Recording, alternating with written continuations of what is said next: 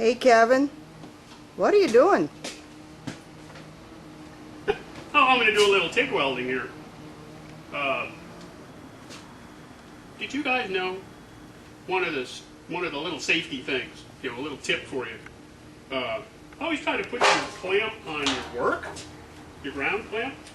Always try to get it on your work rather than like on a metal table, because if you put it on the table and you're over here welding, you can now become part of the circuit.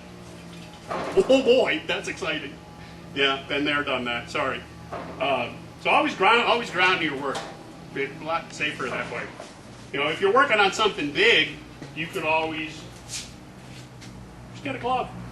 Put your glove down there, where you can lean against the glove or something, just to kind of insulate yourself from your work, so you don't get a shock. Because it does make your hair stand up. All right, I'm going to get to work. See you later.